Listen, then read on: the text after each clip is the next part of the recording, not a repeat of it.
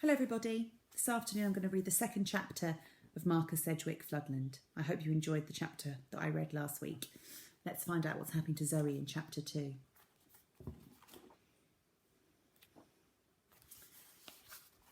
After the water came, Zoe and her parents had tried for years to stick it out on Norwich, along with another 100 or so people. After a while they realised they were fighting a losing battle, and that the sea was not going to stop rising. Zoe's mum was ill too. She seemed to have a sickness that came and went and had lasted for weeks. They'd had enough.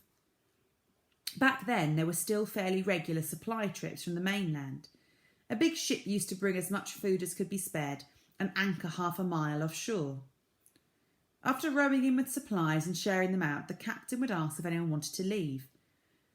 Usually there'll be 1 or 2 more people ready to go to the mainland. But just when Zoe's parents had decided to get off the island, the boat stopped coming. Instead of the usual 4 or 6 weeks, 3 months went by before it reappeared. Finally, it slipped into view late one night, as if the captain knew there would be trouble. By now, not more people than usual wanted to get off the island. There was confusion. It was dark, and a terrible fight broke out to get on board the 2 tiny rowing boats. Zoe helped her dad to get her mum on board one of the boats, just as it was pulling away from the shore. It was already dangerously overloaded. 2 men were trying to push each other out of the boat. Even the oarsman took his first strokes. One of them succeeded in shoving the other one out. There was only enough time and room for Zoe or her dad to jump in. She saw her dad hesitate. She had never seen that before. Her dad always seemed to know exactly what to do. She could see him torn between getting in the boat with his sick wife or putting his daughter in with her. Zoe looked at the other boat. There was still little room to be had. She decided to help her dad, to make the decision for him. "You go with Mum, she needs you," yelled Zoe. "No," said her dad. "I'll get in the other one," she pointed. "I'll see you on board the ship." "No," he said. "You get in the boat." Then the oarsman noticed them. "Only one of you," he shouted, "and make it quick. The ship's already full. We're leaving." He started to pull hard. "Dad, it's only as far as the ship. I'll see you there." Still he hesitated. Zoe forced her decision. She backed away from the boat. "I'm going for the other one. Get on board, Dad, quick." She saw the relief in her dad's face as he climbed aboard from waist-deep water. "Zoe?" "Well, go on then," he shouted. "Get in the other boat. Hurry, Zoe." Zoe turned and saw with horror that the other boat was already leaving. More people were arriving from the town too, sensing this could be their last chance to get away. They headed for the boat which Zoe was making for. She ran across the slimy, muddy shore and tried to climb in over the stern of the boat. Then someone hit her on the chin. She fell back dazed in the mud and watched as the boats moved away towards the lights of the ship. Suddenly she realised she was being left behind. Her dad thought she was on a second rowing boat, that he would see her on the ship. She knew the captain wouldn't be coming back for her. With all these people, there would only be another fight. She had to let her dad know now, before the rowing boats reached the ship. She tried to shout, but her voice was weak with exhaustion. Then she thought she heard her dad call to her. "Zoe, are you there?" came his voice through the dark. "Dad, I'm here. Come back. Get them to come back and get me, please." She thought she was yelling, but in reality she was only whispering. There and then a numbness came to her. Her brain closed in on itself, blocking out the impact of what had happened. She blacked out, the sea lapping against her legs. That was a long time ago, though she had no idea whether it was 6 months or even a year. It was impossible to tell. She hadn't thought to mark the days, and the weather was so weird you couldn't even be sure what season it was. After waiting a long time for her parents to come looking for her, she began to lose hope. There was no way off, and the supply ship never came again. She guessed life was getting harder for even on the mainland. She had been sure her parents would come and find her, but maybe they couldn't get a boat, or maybe they'd never even... She pushed that idea from her mind, as always, but it didn't change the fact that she was stuck. Then she had found the boat. She'd rowed and rowed, getting weaker all the time, until finally she collapsed over the oars, exhausted. The boat drifted. When she woke, it was dawn. "Damn!" she yelled, for the whole wide world to see, to hear her. Once again, she fought to stop the panic rising inside. She checked the compass against the direction she was drifting in. Southwest. It could be worse. Even so, there was no sign of any land in any direction. But then, turning on the thought, she saw it for the first time. She opened her mouth in surprise but said nothing. Far away on the horizon was a massive ancient stone building. It had 2 tall towers that stuck into the sky, one at the end and another one shorter in the middle. She couldn't see that there was any land beneath it, and it looked as if it was floating on the sea. Turning back in her seat, she put her head down and started to row towards the floating cathedral. It would be somewhere to stop for a while at least. She needed to find somewhere to get some sleep and hopefully to find some food and water. Maybe she could find out where she was so she would know which way to go on. Perhaps the ship that took her parents away had stopped here too. Someone might have seen them. But then it only looked to be a little island. Zoe thought there was probably nobody left on it. She was wrong. The next part of the book is called Then. And Zoe in her boat.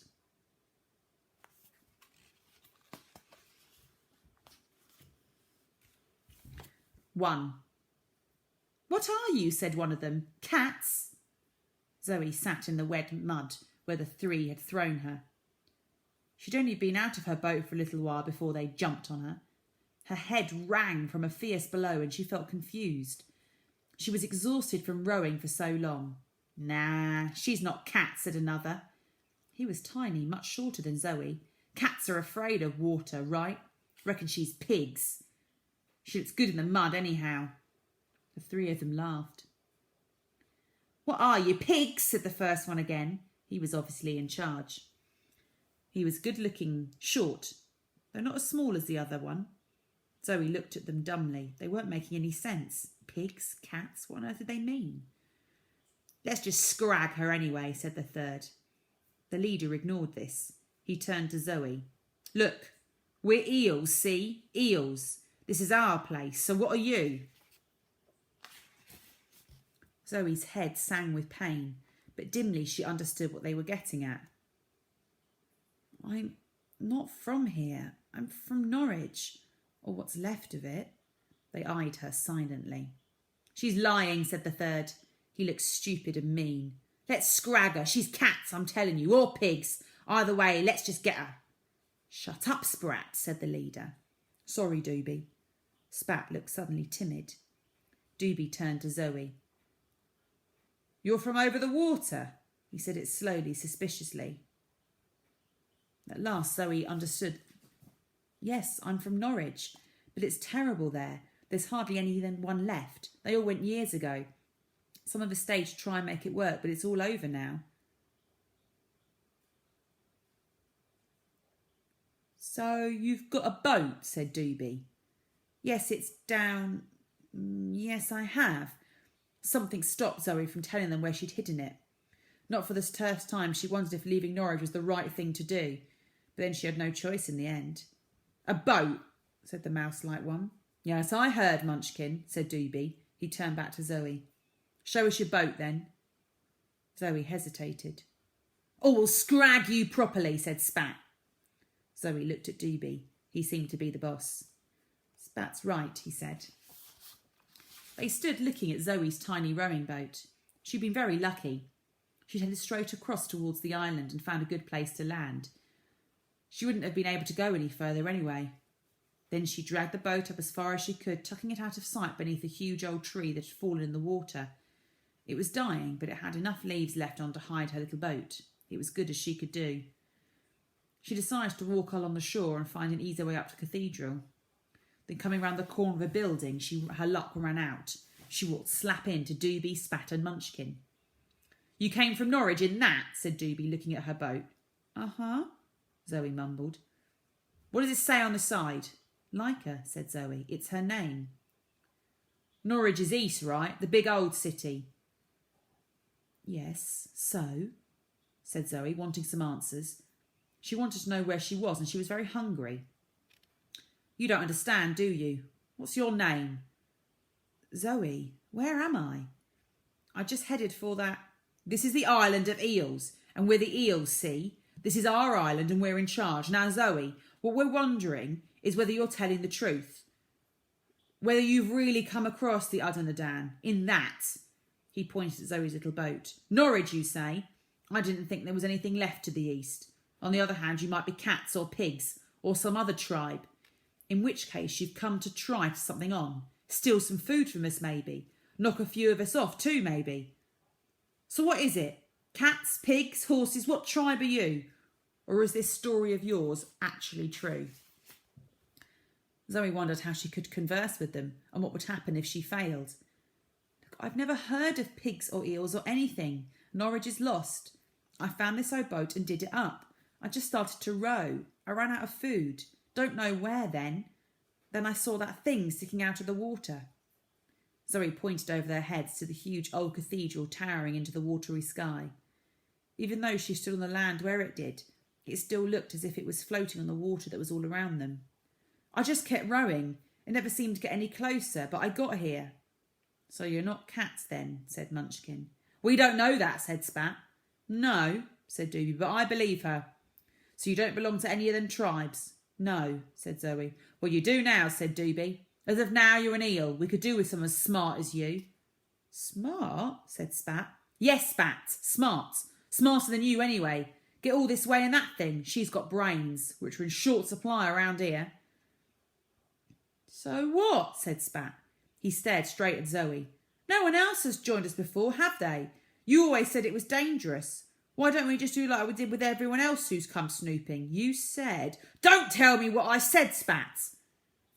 Zoe saw Munchkin take a couple of steps away from the other two. There was an uneasy silence for a while. Spat seemed to realise he'd pushed it a bit and shrugged his shoulders. Zoe saw the anger slip off Zuby's face. Thank you, Spat. Anyway, you're not afraid of a girl, are you? Munchkin sniggered. Obviously pleased with himself, Doobie turned back to Zoe. So you're an eel now, Zoe. But I don't... I said you're an eel. No arguments. Unless you'd like to give the water a try without your boat. Zoe shook her head slowly. Let's get back to the base then, lads. They walked up the soggy hill to where the ruins of an old stone walls appeared from the sea and led to cathedral gates. Rising out of the water beside one of these old walls was a row of white posts. They made their way in and around bits of fallen masonry, and then not long after the main door to the cathedral was in front of them. It looked out across a large patch of muddy grass, in one corner of which stood an ancient cannon. Two boys stood guarding the gateway. Past them was a long porch which led to the doors themselves. These had been reinforced with bands of metal and beams of wood. The two gatekeepers nodded at Doobie, meekly, though they were much bigger than he. All right, Doobie, said one of them. The other one nodded.